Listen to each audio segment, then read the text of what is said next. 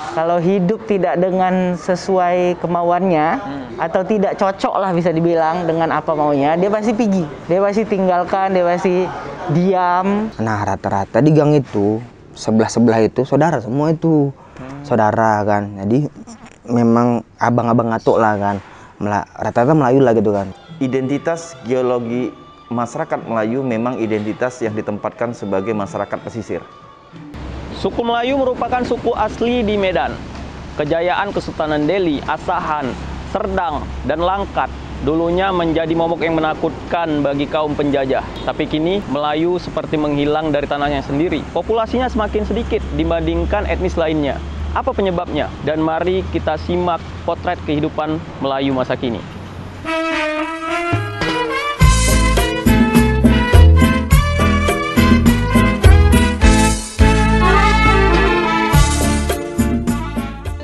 Istana Maimun, istana yang berdiri di tengah-tengah kota Medan kita saat ini istana yang dibangun di masa pemerintahan Kesultanan Delhi, di mana Kesultanan Delhi sebuah kerajaan Melayu yang terbangun di awal abad 17, tepatnya di tahun 1630, yang turun-temurun di masa Sultan Delhi ke-9, Sultan Ma'mun Al-Rashid Perkasa Lamsah.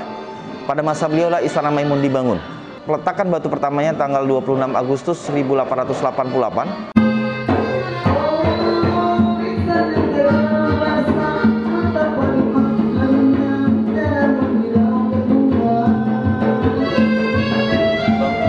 Ya, saya. Aduh, sorry. Gimana ada oleh-oleh? Aduh. Makasih, Bang Gandhi. Dari namanya aja nih kan Bang Tengku Diki pasti udah tahu lah orang Melayunya ya. Bang, itu dulu nama Tengku itu apakah ada khusus untuk orang-orang tertentu atau semua orang boleh pakai? Ya, kalau nama Tengku itu memang dari dulu menurut sejarahnya merupakan gelar dari kaum bangsawan Melayu, bisa dibilang gitu. Itulah uniknya orang Melayu ya. Orang Melayu itu bahkan dari nama atau dari gelaran-gelaran itu, orang Melayu membentuk satu sistem mengatur adab, mengatur tata tertib, mengatur sopan santun. Kenapa saya bilang gitu? Karena orang Melayu kalau saling bertemu atau bersapa, kalau nggak tahu yang dihadapinya itu siapa, dia pasti nggak mau tegur. Nah, itu uniknya orang Melayu. Kenapa nggak mau tegur? Karena takut salah. Karena bisa saja kan orang yang kita temui ini, ya kalau zaman dulu kan kita nggak tahu nih orang dari mana asalnya. Mungkin dari perantauan, mungkin dari keluarga bangsawan, mungkin dari pengusaha atau pedagang yang datang dari luar. Nah, jadi sistem gelar di dalam masyarakat Melayu itu yang mengatur itu.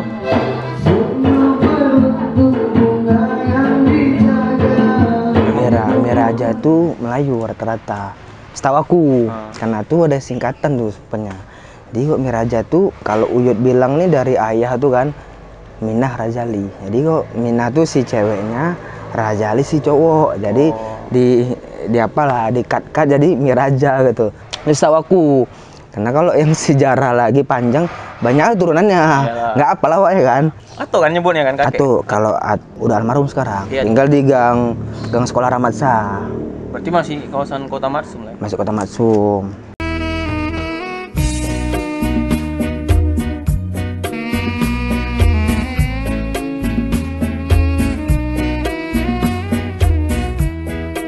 Bagi orang Melayu, pernah nggak Bang dengar cerita dari keluarga mungkin tentang dulu kehidupan masyarakat Melayu di Medan ini seperti apa? Mungkin ada sedikit cerita dari orang tua.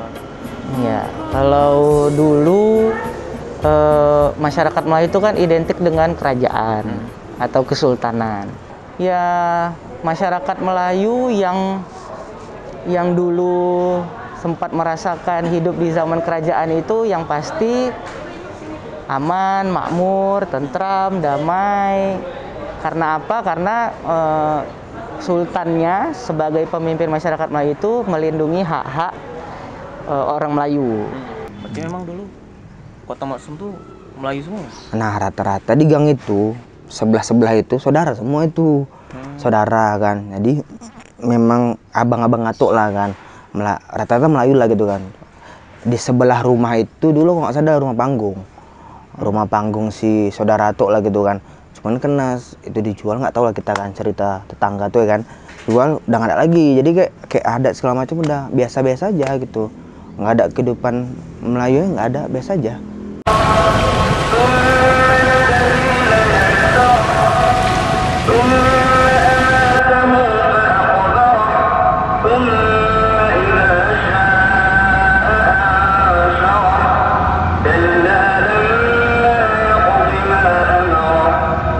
Kita tahu kalau Melayu itu suku asli lah di Medan ya.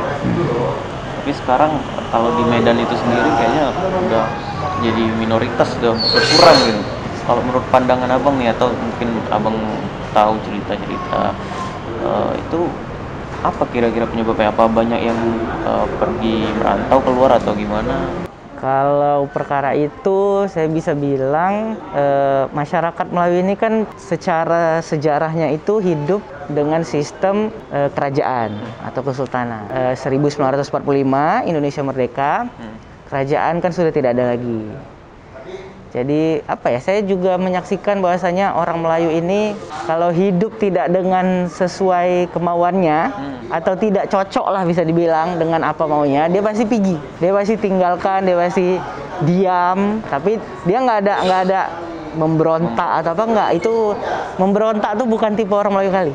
Jadi menurut saya ketika kerajaan itu sudah tidak ada lagi, ya orang Melayu itu pun hilanglah semangat hidupnya, karena selama itu dia hidup nyaman, damai, tentram dengan sultannya, dengan pola sistem pemerintahannya gitu kan.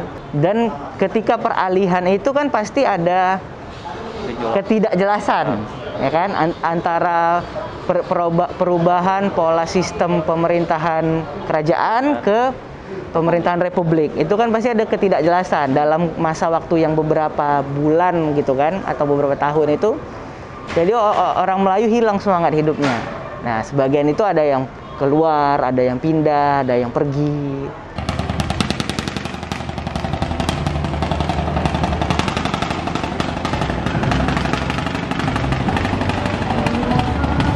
Dari apa yang kita lihat sekarang, bagaimana masyarakat Melayu tetap ada di daerah pesisir-pesisir daripada kota Medan kita saat ini.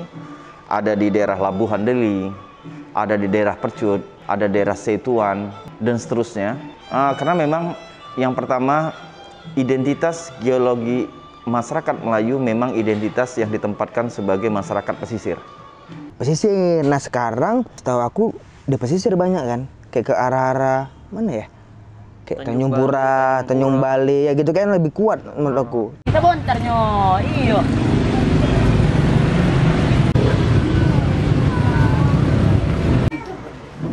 Yang bahan-bahan paling tawas itu. Yang boxer nggak ada, Kak.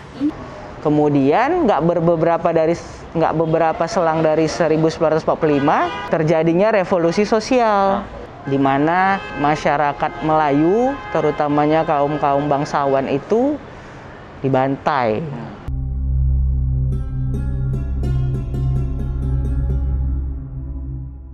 Jadi tentang revolusi sosial ini bisa kita baca di buku yang berjudul Bangun dan Runtuhnya Kerajaan Melayu di Sumatera Timur oleh Tuanku Lukman Sinar. Di sini ditulis pada tanggal 2 Maret 1946, rombongan Dr. Amir sampailah di Medan, dan pada tanggal 3 Maret 1946, tengah malam dikeluarkanlah perintah oleh Sarwono. Jadi Sarwono ini salah satu pimpinan Pesindo dan bergerak di Sumatera Timur. Tindakan pertama dari golongan kiri ini membunuh para bangsawan atau yang dianggap musuh, baik wanita maupun anak-anak, lalu merampok harta benda mereka.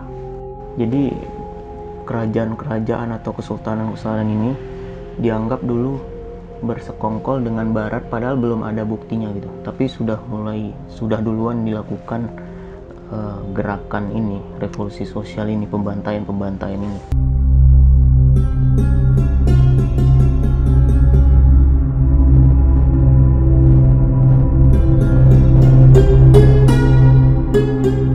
Mula-mula sesekali revolusi sosial berkecamuk di kota Sunggal.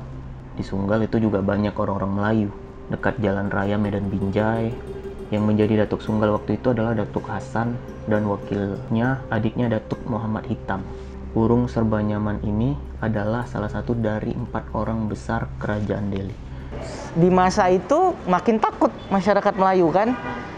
Oh, pemimpin-pemimpin kami dibantai gitu. Akhirnya ya setelah kejadian itu bahkan ada yang tidak mengaku Melayu karena ketakutan itu tadi. Jadi saya rasa dua poin kejadian itu tadi memberikan dampak yang besar untuk masyarakat Melayu sendiri. Revolusi sosial adalah tragedi yang cukup panjang. Upaya meruntuhkan kerajaan-kerajaan terjadi di berbagai tempat. Di Karo, Simalungun, Sunggal, Asahan, Langkat, Teli, dan berbagai tempat lainnya di Sumatera Timur. Setelah revolusi sosial mereda, barulah dicari bukti-bukti untuk memperkuat dasar hukum, membenarkan ekses-ekses yang timbul sebagai akibatnya. Di dalam penggeledahan di Istana Maimun dan kaum feodal, tidak ada dijumpai satupun dokumen-dokumen tentang hubungan Kesultanan dengan Nica dan Belanda. Akhirnya, kasus ditutup dan tidak terdapat kesalahan apapun seperti yang dituduhkan, kecuali bahwa mereka dilahirkan Tuhan sebagai golongan bangsawan.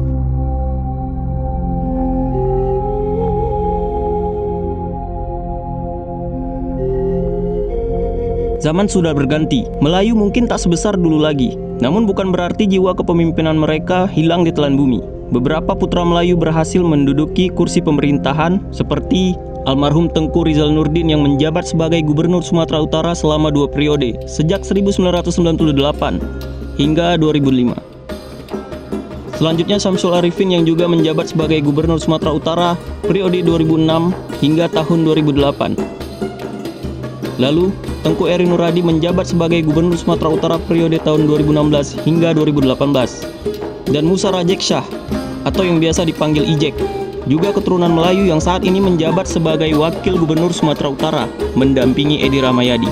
Dan masih banyak tokoh-tokoh Melayu lainnya yang menempati kursi-kursi penting di pemerintahan.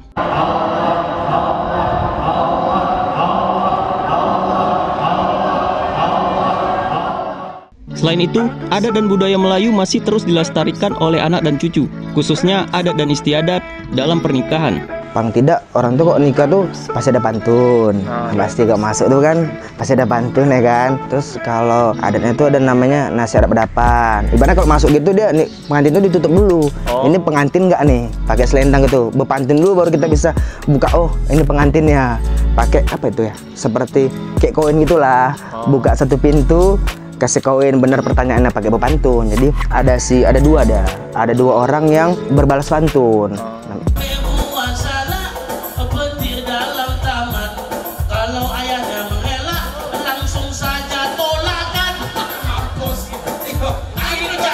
Ini kan dulu kan event yang selalu acara lebaran harus ada, lebaran, acara besar itu ya, hari pernikahan, seserahan itu ya. Oh, seserahan Melayu. Termasuk makanan raja-raja lah kalau di kan. Makanan kebesaran. Di samping kuenya, kue di Kubur Banda itu, dangai, rasidaya itu.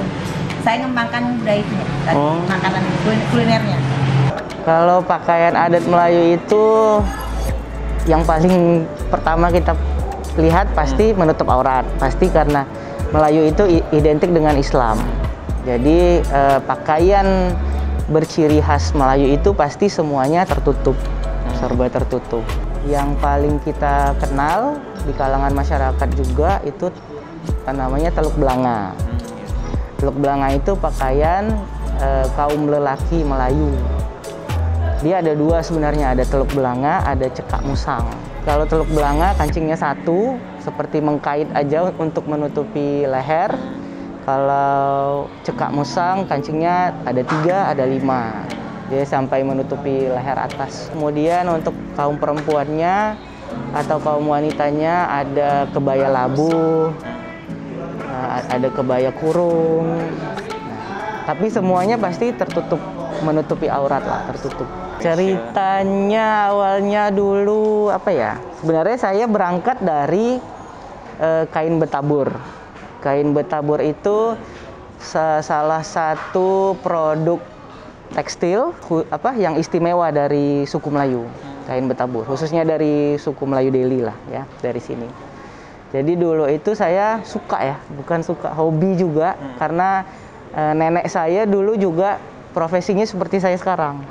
Nah, jadi dari kecil udah ikut sama nenek. Kalau ada klien yang pesta pernikahan dibawa. Terus juga dari dulu karena besar-besar di Istana Maimun ini, setiap kali ada acara adat, saya menyaksikan langsung dan saya ya mempelajari lah bagaimana pakaian, bagaimana segi atur acara, bagaimana sikap selama acara adat berlangsung di dalam istana. Tidak ada yang benar-benar hilang selama generasi penerus tetap melestarikan adat dan budaya. Seperti Tengku Mohar yang terus berbagi cerita sejarah di Istana Maimun.